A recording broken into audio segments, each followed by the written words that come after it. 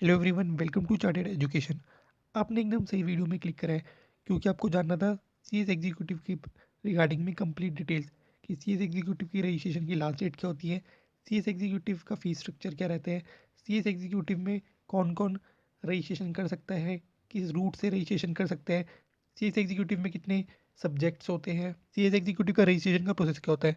So video को and तक देखना ना भूलेगा। चाहे आप जून 22 अटेम्प्ट में एग्जामिनेशन दे, चाहे आप दिसंबर 22 अटेम्प्ट में एग्जामिनेशन देने जा रहे हैं, दोनों ही एग्जामिनेशन के बारे में इसमें आपको कंप्लीट डिटेल वीडियो देखने को मिलेगी। और वीडियो के फर्स्ट के वीडियो को लाइक करना ना भूलिएगा। जैसे कि मैंने आपको बताया, सीएस एग्जीक्यूटिव की examination twice in a year होते हैं, जून और दिसंबर में। इसके लिए रजिस्ट्रेशन का प्रोसेस जो है through out the year open रहता है। लेकिन हाँ, अगर किसी पर्टिकुलर अटेम्प्ट में आपको एग्जामिनेशन देने हैं तो उसके लिए रजिस्ट्रेशन की लास्ट डेट भी रहती है। सीएस एग्जीक्यूटिव में जनरली टू रूट्स होते हैं एंट्री करने के लिए, रजिस्ट्रेशन करने के लिए। एक होता है CSEET, जो कि बेसिकली सीएस कोर्स का एंट्री लेवल टेस्ट है, और दूसरा होता है direct entry route. Direct entry route के लिए कौन कौन स्टूडेंट्स एलिजिबल है? सो अगर आप अंडर ग्रेजुएट स्टूडेंट है विथ मिनिमम 50% मार्क्स। सेकंड, आप पोस्ट ग्रेजुएट स्टूडेंट है। पोस्ट ग्रेजुएशन में कोई है सच मिनिमम परसेंटेज की रिक्वायरमेंट नहीं है, लेकिन हाँ, अंडर ग्रेजुएशन में 50% मिनिमम मार्क्स आपके होने चाहिए, चाहे आपने कोई सी भी स्ट्रीम में से ग्रेजुएशन और पोस्ट ग्रेजुएशन कर रखी हो। और अगर आप qualified chartered accountant, qualified cost management accountant है, सो भी आप डायरेक्ट एंट्री से रजिस्ट्रेशन कर सकते हैं। डायरेक्ट एंट्री रूट का मतलब ये होता है कि आपको CSEET देने की रिक्वायरमेंट नहीं, आप डायरेक्टली सीएस एग्जीक्यूटिव के लिए एलिजिबल हो जाएंगे। और ये न्यू रूल्स के अकॉर्डिंगली है। पहले काफ़ी सारे एग्जामेशन प्रोवाइड करवाए जाते थे, लेकिन अब सिर्फ यही रूल एप्लीकेबल है, यही रूट से आप जो है रजिस्ट्रेशन कर सकते हैं। अब आप जब रजिस्ट्रेशन करेंगे तो उसके लिए ऑब्वियसली बात है, फीस स्ट्रक्चर भी रहने वाला है। सो जो स्टूडेंट स्पेशल कैटेगरी से फॉलो करते हैं उनके लिए तो फीस कंसेशन भी रहता है। लेकिन अगर जनरली देखा जाए तो क्या फीस स्ट्रक्चर रहने वाला है सीएस एग्जीक्यूटिव के लिए? सो अगर आप CSEET को क्वालिफाई करके रजिस्ट्रेशन करवाते हैं सीएस एग्जीक्यूटिव में, सो उसका जो फीस स्ट्रक्चर रहता है वो रहता है 10,600। इसमें से 2,000 होते हैं रजिस्ट्रेशन फ़ी, 6,500 होती है आपकी एजुकेशन फ़ी, 1,000 होती है आपकी प्री एग्ज़ाम टेस्ट की फ़ी, 600 रुपीज़ होता है आपके वन डे ओरिएंटेशन प्रोग्राम की फ़ी, और इसमें 500 होते हैं चार्टेड सेक्रेटरी जनरल के लिए, जो कि 1 ईयर के लिए आपको जो है मैगजीन मिलती है, और ये ऑप्शनल होती है। इसका मतलब देखा जाए तो मैंडेटरी फीस तो आपकी 10,100 रुपीज़ है। वही बात करें डायरेक्ट एंट्री रूट में, तो डायरेक्ट एंट्री रूट में भी सेम 10,600 का तो सेम स्ट्रक्चर रहेगा, लेकिन इसमें 5,000 रुपीज़ आपको एक्स्ट्रा पे करने पड़ेंगे CSEET एग्जामिनेशन फ़ी। अब आप ये जो रजिस्ट्रेशन करवाते हैं, इसकी वैलिडिटी भी रहती है 5 ईयर्स के लिए। इसका मतलब आपने एक बार सीएस एग्जीक्यूटिव में रजिस्ट्रेशन करवाया तो उसकी वैलिडिटी 5 ईयर्स के लिए रहेगी। उसके इन बिटवीन जितने भी अटेम्प्ट में एग्जामिनेशन आप देना चाहते हैं, तो उसके लिए आपको अलग से एग्ज़ाम फॉर्म फीस पे करनी पड़ेगी। सो उसमें आपकी रजिस्ट्रेशन का स्ट्रक्चर अलग है, और एग्ज़ाम के लिए आपको अलग से एग्ज़ाम फॉर्म फीस पे करनी पड़ती है। इसमें एक और स्टूडेंट का क्वेश्चन डाउट हो सकता है, जैसे कि मान लीजिए आप ग्रेजुएशन और पोस्ट ग्रेजुएशन के फाइनल ईयर में, तो क्या आप प्रोविजनल रजिस्ट्रेशन कर सकते हैं? So answer is no. इसमें कोई भी प्रोविजनल रजिस्ट्रेशन का प्रोविजन अलाउ नहीं होता। इसका मतलब अगर आप क्वालिफाइड ग्रेजुएट, पोस्ट ग्रेजुएट है, तभी आप सीएस एग्जीक्यूटिव में रजिस्ट्रेशन कर सकते हैं। जब आप रजिस्ट्रेशन करेंगे सीएस एग्जीक्यूटिव का, तो वो तो पूरा ऑनलाइन प्रोसेस रहता है। तो उसमें आपको स्टडी मटेरियल कैसे रिसीव होता है? तो जब आप रजिस्ट्रेशन कर लेते हैं तो आपके जो डॉक्यूमेंट्स हैं इंस्टीट्यूट के एंड में जो है चेक किए जाते हैं, वेरीफाई किए जाते हैं। और जब इंस्टीट्यूट अपने एंड में उसको वेरीफाई कर लेता है, तो वो 10 to 12 डेज़ में आपका जो है स्टडी मटेरियल सेंड कर देता है। अब इसमें ये मत मान लीजिएगा कि आपने जैसे रजिस्ट्रेशन करा उसी के 10 to 12 डेज़ के अंदर आपको स्टडी मटेरियल मिल जाएगा, क्योंकि इसमें कब तक वेरीफाई होंगे आपके डॉक्यूमेंट्स, इसके लिए कोई स्पेसिफिक डेट मेंशन नहीं है। तो आप ये मान के चल सकते हैं 30 to 45 डेज़ लग सकते हैं आपके स्टडी मटेरियल को आप तक पहुंचने के लिए। और स्टडी मटेरियल आपको कोई ऑर्डर नहीं करना पड़ता, ऑटोमेटिकली प्लेस हो जाता है जैसे आप रजिस्ट्रेशन करते हैं। तो ऑर्डर करने के लिए कोई अलग सा कोई प्रोसेस नहीं है इसमें।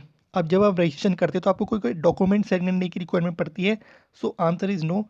हाँ, इंस्टीट्यूट को लगता है कि अगर आपका कोई डॉक्यूमेंट सही प्रोवाइड नहीं करवाया तो उसमें इंस्टीट्यूट आपसे आपको बताएगा कि आपको कौन सा डॉक्यूमेंट सेंड करना है। वैसे कोई आपको डॉक्यूमेंट सेंड करने की रिक्वायरमेंट नहीं पड़ती।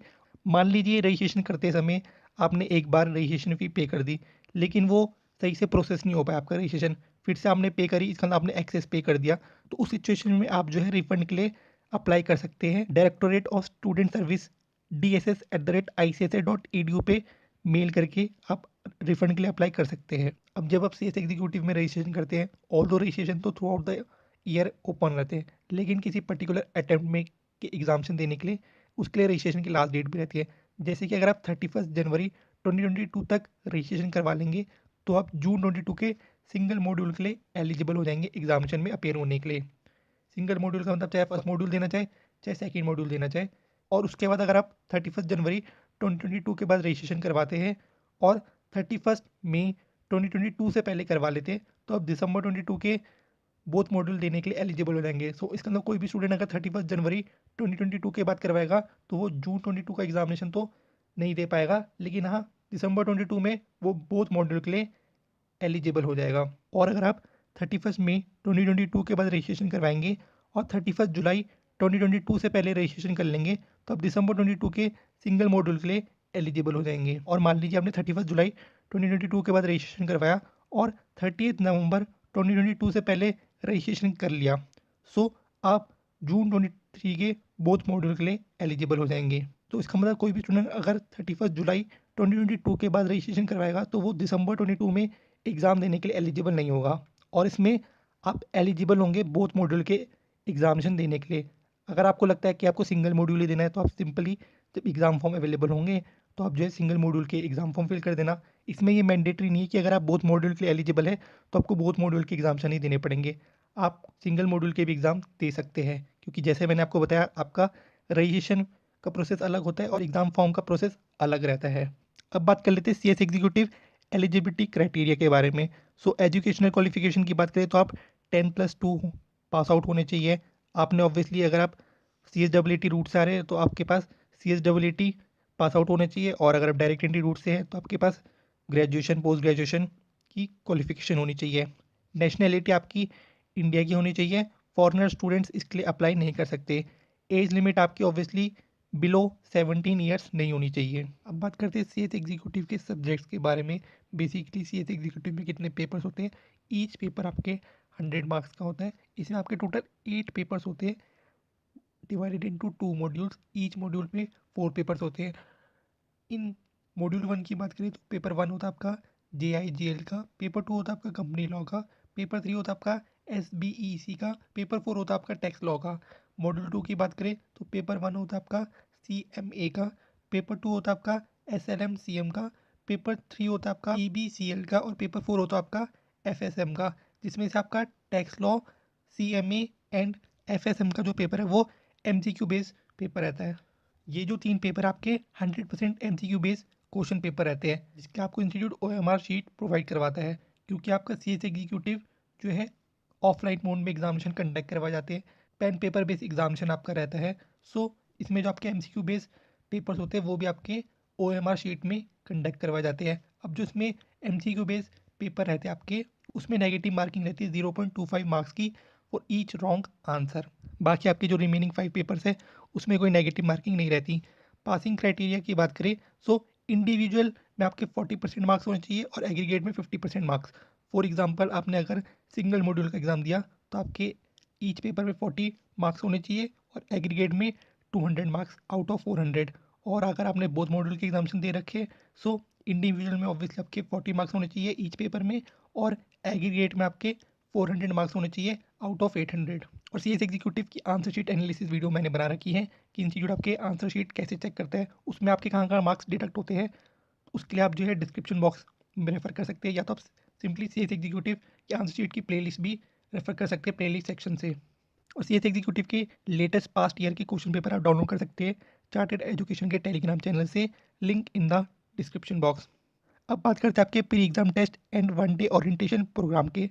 जैसा कि आपको पता है कि इसकी फ़ीस भी आपके फ़ीस स्ट्रक्चर में इंक्लूडेड थी। 1000 आपके प्री एग्ज़ाम टेस्ट के और 600 आपके ODOP के। तो ये जो आपको दोनों कोर्सेज होते हैं ये आपको एग्ज़ाम फॉर्म फिल करने से पहले कर लेने होते हैं, क्योंकि आप एग्ज़ाम फॉर्म भी तभी फिल कर पाते हैं जब आपने ये कोर्सेज कंप्लीट कर रखे हो। इसके रिगार्डिंग में आपको डिटेल वीडियो डिस्क्रिप्शन बॉक्स में मिल जाएगी। इसके रिगार्डिंग में जो आपको डिटेल्स है इंस्टीट्यूट आपके रजिस्टर मेल में आपको सेंड कर देता है, और over the period of time जो भी इसकी रिगार्डिंग में इंस्टीट्यूट अनाउंसमेंट रिलीज करता है मैं आपको अपडेट करता भी रहता हूँ। रजिस्ट्रेशन डॉक्यूमेंट्स की बात करें कि आपको कौन से डॉक्यूमेंट्स आपके पास होने चाहिए रजिस्ट्रेशन करवाते समय। So photograph of the candidate, signature of the candidate, admit card और हॉल टिकट ऑफ 10+2 एग्जामिनेशन। अगर आप 10+2 एग्जामिनेशन में अपेयर हो रहे हैं और अगर आपने 10+2 एग्जामिनेशन को क्वालिफाई कर रखा है तो उसकी पास सर्टिफिकेट या तो मार्कशीट, और अगर आप स्पेशल कैटेगरी से बिलोंग करते हैं तो कैटेगरी सर्टिफिकेट। इसके आप साइज़ भी देख सकते हैं। फोटोग्राफ 20 KB से लेकर 50 KB के इन बिटवीन रहना चाहिए और उसका फॉर्मेट JPG और PNG में से कोई सा भी हो सकता है। सिग्नेचर की बात करें तो 10 KB से लेकर 20 KB के बीच में और उसका फॉर्मेट JPG और PNG में से आप कोई सा भी यूज़ कर सकते हैं। और रिमेनिंग डॉक्यूमेंट्स आपके लेस देन 2 MB होने चाहिए और उसका फॉर्मेट आप JPG, PNG और PDF में से कोई सा भी यूज़ कर सकते हैं।